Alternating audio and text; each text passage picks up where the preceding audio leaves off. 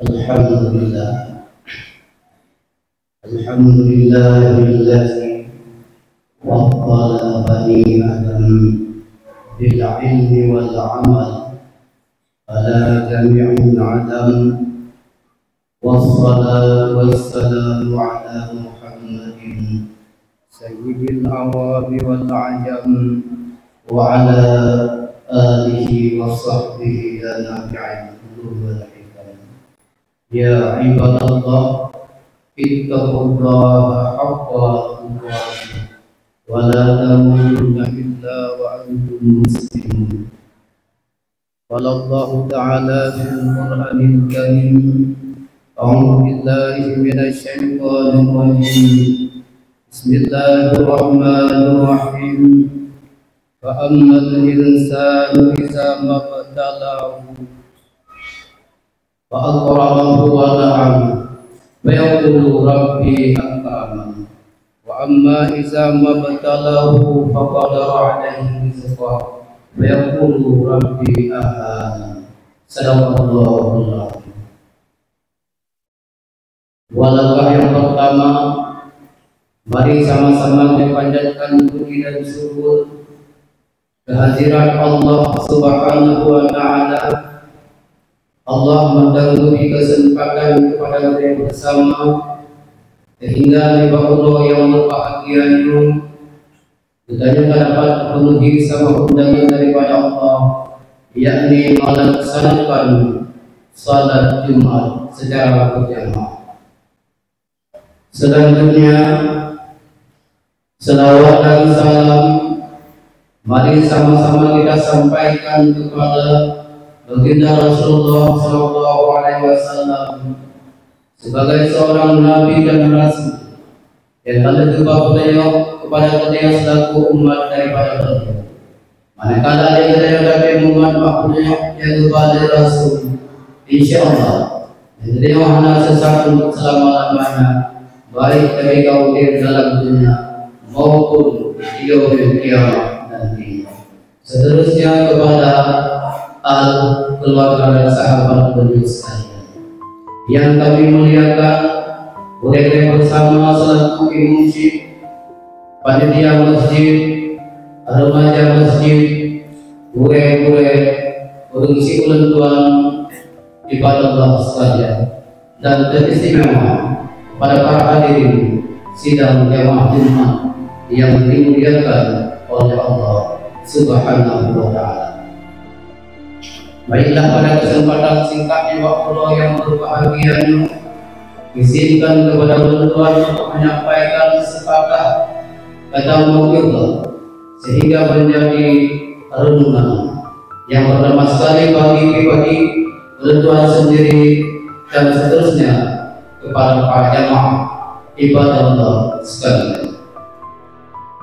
Mengawali pembicaraan kita dengan waktu yang berbahagia, mari sama-sama kita ikuti sebuah kisah di mana pada masa lalu Nasir ayah yang mempunyai 4 orang anak.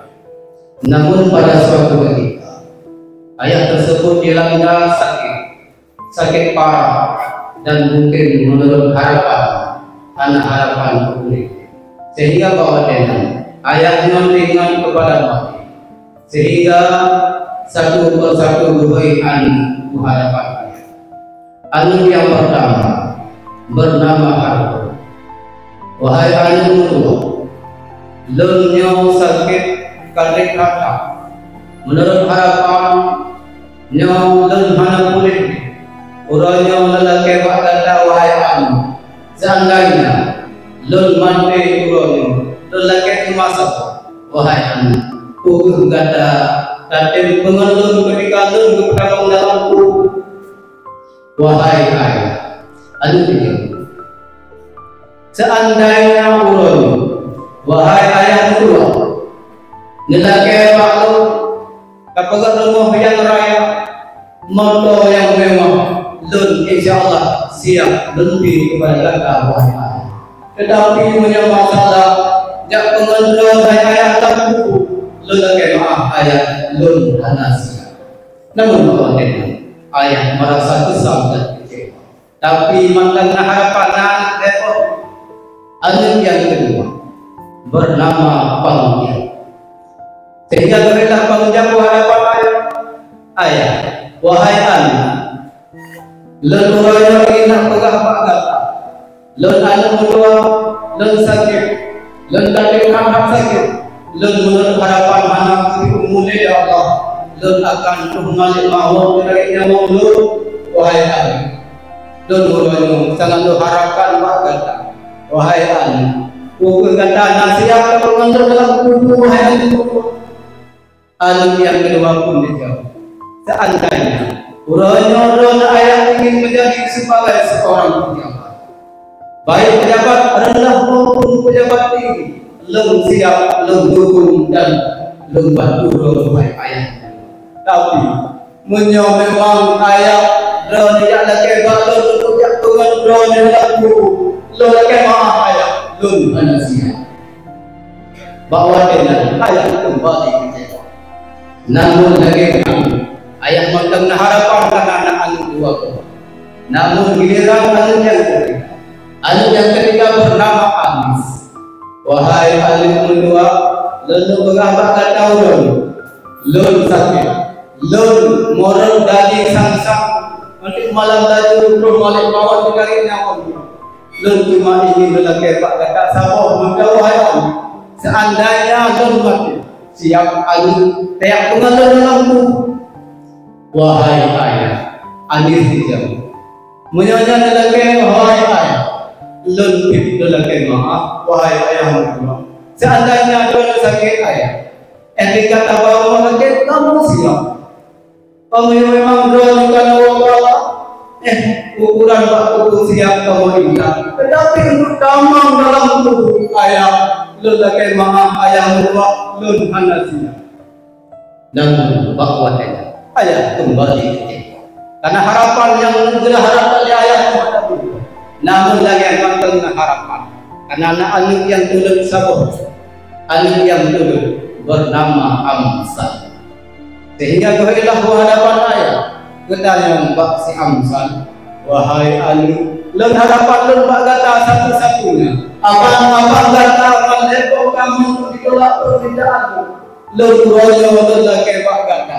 Seandainya len menarik nyawa bangsa pukul kata nasihat tak penganggap dalam kuburan wahai ayah, len memang anu yang len bawa tegon makan tega ayah tu sia-siakan len anak-anak berumur wahai ayah. Tapi apapun cerita len buranya sebagai hubungan antara anak dengan ayah. Seandainya len buranya bermalik mau menarik nyawa. Wahai ayat kedua, walaupun rawan anak berumur wanita macam tiga, lun siap, lun bantu tentang dalam hadirin yang berbahagia. Putra Muhammad, kisah tersebut merupakan hiasan dari gambaran kehidupan dunia yang berjalan sampai ulo yang berbahagia. Anak yang pertama bernama Harun. Harun artinya harta benda. Para hadirin ibadah Allah sekalian, perlengah dan ilmu yang bahwa ketika yang lebih harta oleh Allah, tapi yakinkanlah bahwa harta itu adalah amanah Allah. Dan ketika kita yang lebih harta, yakinkanlah bahwa kita sedang diuji oleh Allah Subhanahu wa Ta'ala. Ketika kita yang lebih harta, yang berada yang bawa hartanya adalah ujian Allah. Bedah sekali. Semoga hartanya ujian Allah telah turun dalam Al-Quran dalam surah Al-Fas ayat 15. Fa'amal insanu iza mabtalahu rabbuhu fa'akrama wa na'am fayaqulu rabbi akraman. Fa'amal insanu adapun manusia iza mabtalahu rabbuhu, apabila Tuhan mengujinya, fa'akramahu lalu memuliakannya, wa na'amah dan memberikan nikmat kepadanya. Memberikan nikmat kepadanya adalah salah satunya adalah diberi harta oleh Allah. Kadang-kadang dia bertanya ketika diberi harta dengan Maka manusia berkata, "Ya Rabbi akraman." Manusia akan berkata, "Tuhan saya aku, Tuhan mulia dan buktinya itu harta luar biasa." Tapi yakinkanlah bahwa dia sedang diuji oleh Allah Subhanahu wa Ta'ala. Begitu juga sebaliknya, ketika kita yang hanya memiliki harta, dikasih oleh Allah, pun merupakan ujian Allah Subhanahu wa Ta'ala. Semoga ujian Allah dilanjutkan dalam Quran surah Al-Fat ayat 15. Wa amma iza mabtalahu, apabila Tuhan menguji kita, faqadara alaihi rizqa, Allah beri kesempitan rezeki. Allah hanya beri rezeki kadang-kadang pas-pasan. Fayaqulu Rabbi ahana, maka manusia akan dibuka Rabbi ahana, Tuhan beri aku. Ketika kita yang diberikan oleh Allah, mungkin akan dibuka Tuhan anak sayangkan belum, Tuhan anak diperhatikan belum, karena hanya beri rezeki. Tapi yakinkanlah, ketika anak beri harta, itu pun merupakan ujian Allah Subhanahu wa Ta'ala. Beri harta, hanya beri harta, dua-duanya adalah ujian daripada Allah Subhanahu wa Ta'ala. Ketika beri harta, maka kita harus bersyukur. Ketika hanya beri harta, kita harus bersabar. Kemudian, ketika kita yang beri harta oleh Allah Subhanahu wa Ta'ala, yakinkanlah bahwa harta yang diberi Allah Subhanahu wa Ta'ala itu merupakan sebuah fasilitas dalam rangka beribadah kepada Allah Subhanahu wa Ta'ala. Makanya perintah anfiqu mimma razaqnakum qabla an ya'tiya ahadakumul maut, infakkan sebagian harta Anda tidaklah Anda menghadapi kematian. Orangnya beri harta oleh Allah, maka yakinkanlah dalam harta kita ini adalah nahakul lain yang harus kita. Tidak pengarah contoh yang paling sederhana. Orangnya mungkin kita yang nahak pisang bakjar, pisang yang terdiri daripada kulit dan asam. Ketika kita dapat hanya asawan kulit hanya menandakan putra asal hak kulit adalah hak kami, maka kulit itu membuktikan bahwa dalam pisang sabuknya nahak makhluk yang lain. Coba bayangkan harta yang dikumpulkan oleh Allah, maka di sini nahak fakir miskin, nahak anak yatim, dan nahak yang berkaitan dengan ibadah sendiri, termasuk yaitu salah satunya melaksanakan rukun Islam yang kelima, melaksanakan ibadah haji. Karena benar harta adalah fasilitas dalam melaksanakan ibadah. Dalam yakinkan orangnya ketika Allah beri fasilitas kepada kita, pukul dengan fasilitas beliau dalam bukan sebaliknya dengan fasilitas yang diberi oleh Allah kadang-kadang menjadi penghalang dalam melaksanakan ibadah kepada Allah Subhanahu wa Ta'ala. Ketika beri harta sementara dengan harta tersebut jadi penghalang dalam beribadah kepada Allah, maka yakinkanlah katanya bahwa dia berada dalam keraguan. Ketika dengan temukan mukanya adalah harta, dengan mengirim kadang-kadang makin tertentu dia ada di masjid, ketika di masjid tapi hanya melangkah ke dalam masjid, maka harta menjadi penghalang dalam beribadah kepada Allah Subhanahu wa Ta'ala. Ya ayyuhalladzina amanu la tulhikum amwalukum wa la auladukum an dzikrillah. Hai orang-orang yang beriman, baik di bulan kata di harta dan anugerah al-zikrillah, untuk mengingat Allah Subhanahu wa Ta'ala. Seandainya di bulan Ramadan, wa may yaf'al dzalika fa ulaika humul khasirun. Si barangkali seorang bulan Ramadan di hartanya sehingga menghalang beliau beribadah kepada Allah, fa ulaika humul khasirun, maka kita yang termasuk golongan urut yang hadirin yang berbahagia. Maka yakinkanlah, jadikanlah harta ulun yang kalian beri sebagai amanah dan gunakan menurut ketentuan yang kali oleh Allah Subhanahu wa Ta'ala. Yang kedua adalah pangkat. Pangkat maksudnya adalah pangkat dan jabatan. Jadi ada tentu yang baik.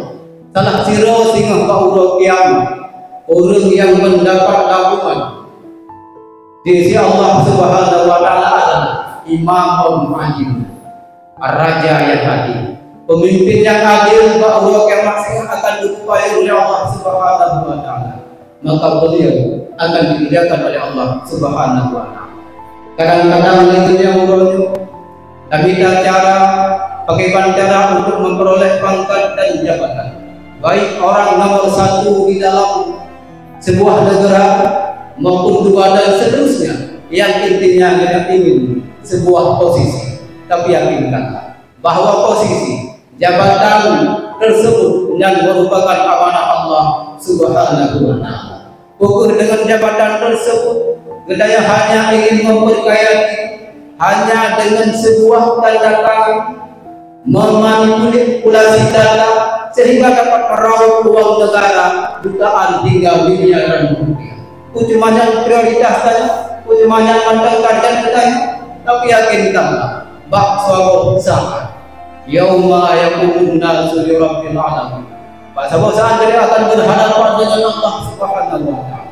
Beliau akan melakukan pertanggungjawaban terhadap jabatan, terhadap pangkat yang dia miliki, terhadap kepemimpinan yang dia miliki. Ukurannya ketika dia punya satu jabatan, ukur ketika dia berbuat terhadap agama Allah Subhanahu wa taala, ketika jabatan mungkin dia ada kekuatan.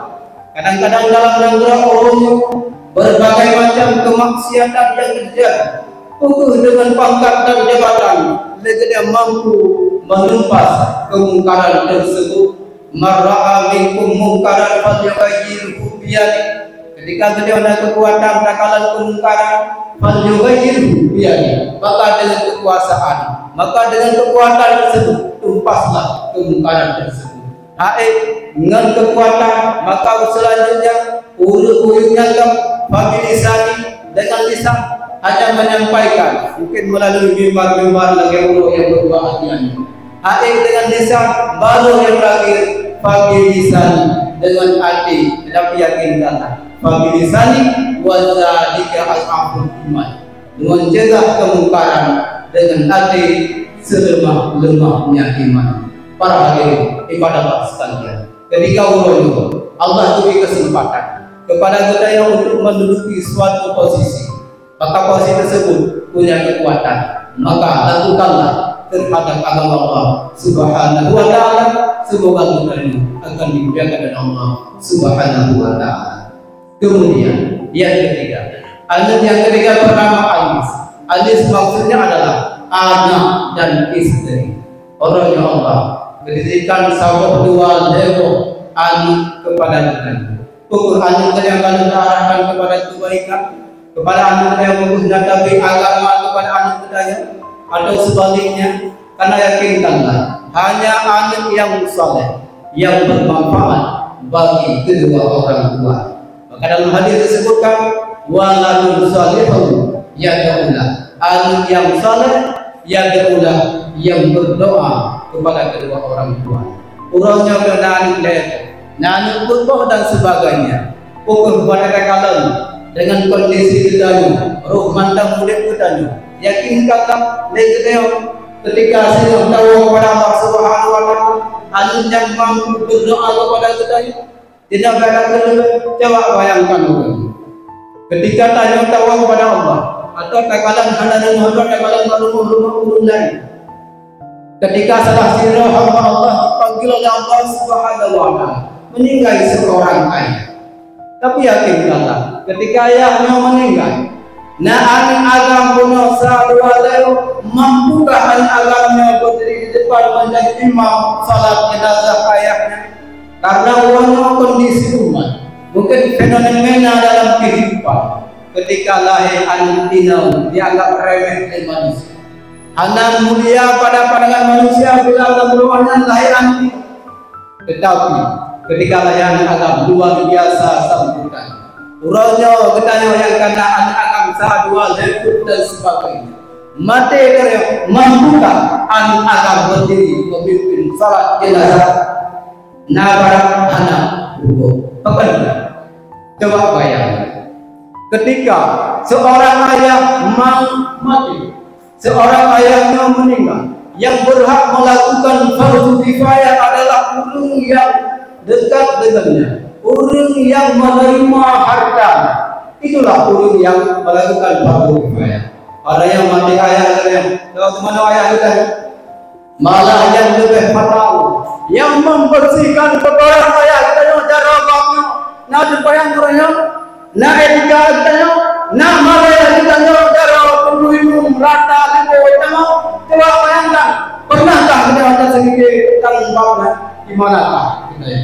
Nah malaya katanya ketika cara dibersihkan kotoran ayah katanya, pernah terbayang alasan macam-macam don hana siap don hancur nadanya tenggoyo merata kotoran orang itu Tuhan.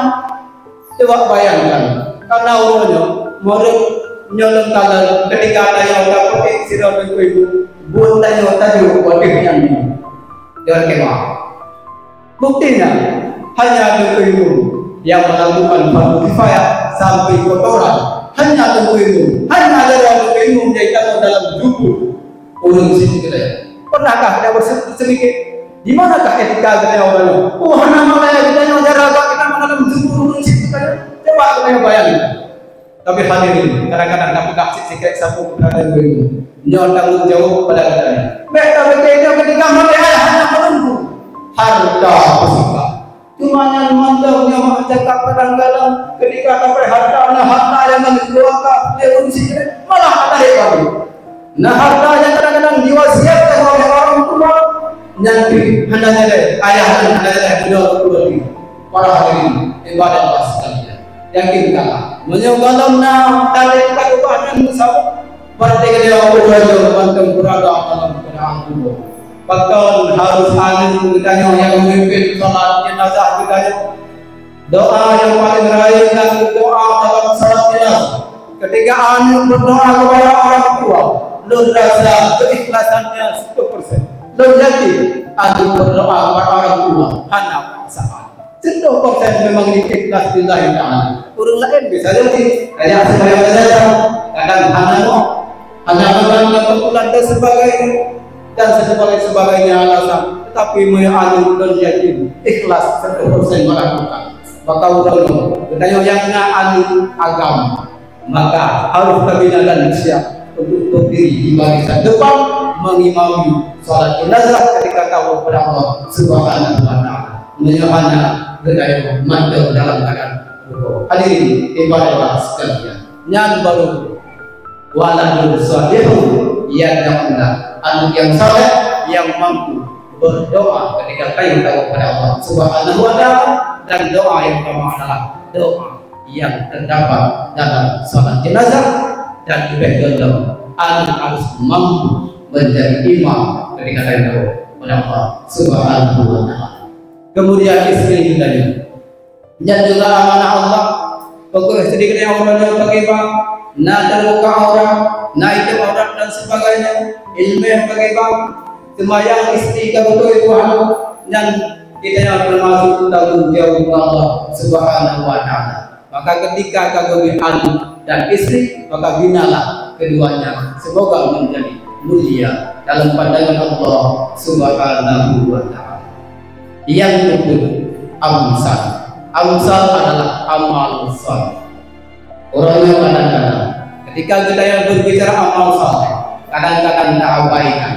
Contoh yang biasa mungkin yang nampak takalan legendaris, salah satu amal saleh yang paling rayu pahala adalah menuntut ilmu Allah Subhanahu wa taala. Coba bayangkan, dimanapun tempat pengajian, tetapi yakinkanlah pada tempat pengajian uring hanya siro waro dan terkait, yaitu langganan tetap yang pada majelis taklim, baik majelis taklimnya di munasab dan di masjid. Bahkan orang perlu kita berada dalam majelis taklim, perlu menuntut ilmu. Orang-orang bertanya tentang ilmu kata begitu malam bicara. Apa kau? Kamu tujuan menuntut ilmu pulang bertanya kamu tuh wajib usia. Kamu mengatakan ibadah besar selesai masa. Yakin orangnya ibadah yang dia lakukan, salat kabarnya orangnya, kasar sembahyang kita orangnya, kadang-kadang berwudu mana mereka, Kadang-kadang ngurus oleh darah anak tu pada batasan wajib darah buka menangsi anak tu pada batasan wajib darah yang menyelenggarkan darah anak sah dulu pada tahu anak sah ibadah salat. Kemudian kadang-kadang yang ada kala dalam salat berjamaah mata ramai saudara-saudara itu tengok supaya gerhem dalam sembahyang. Yang tengok supaya gerhem dalam sembahyang baru sembahyang. Ya betul. Apa terjadi yang lainnya? Karena mungkin kita yang orangnya anak yatim pada ini. Tapi kebiasaan gerhem dalam sembahyang pada sembahyang. Tapi orangnya mandang ramai di antara saudara-saudara kita. Gerhem dalam sembahyang. Betul.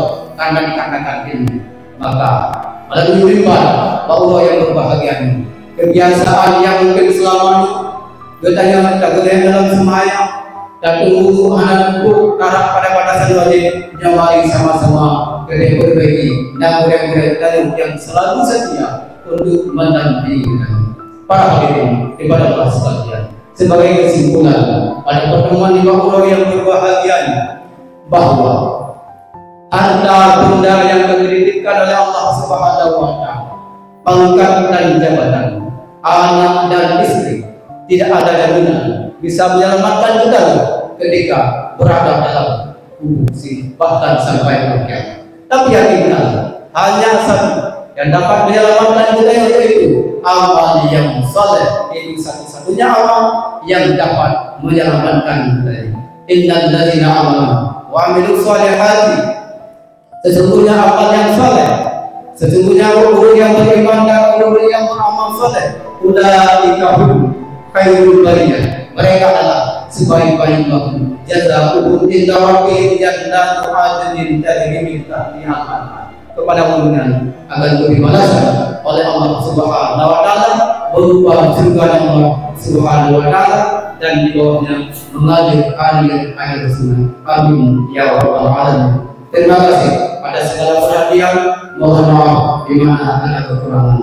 Ini ada mohon berdoa al-Qur'an, ini silap mohon untuk diperbaiki. Alhamdulillah, alhamdulillahi rabbil alamin. Asyhadu an la ilaha illallah wahdahu la syarika lahu wa asyhadu anna Muhammadan abduhu wa rasuluh. Allahumma salli ala sayyidina Muhammad wa ala alihi wa sahbihi ajma'in. Ya ibadallah, ittaqullaha haqqa tuqatih wa la tamutunna illa wa antum muslimun. Qala Allah ta'ala fil Qur'anil Karim, a'udzu billahi minasy syaithanir rajim. Bismillahirrahmanirrahim. فأما الإنسان إذا ما ابتلاه ربه فأكرمه ونعمه فيقول ربي أكرمن. صدق الله العظيم. بارك الله لكم في القرآن العظيم ونفعني وإياكم بما فيه من الآيات والذكر الحكيم وتقبل مني ومنكم تلاوته إنه هو السميع البصير.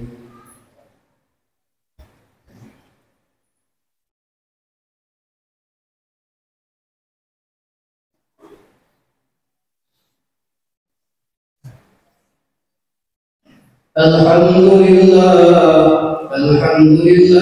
رب العالمين وبه نستعين. أشهد أن لا إله إلا الله وحده لا شريك له وأشهد أن محمدا عبده ورسوله.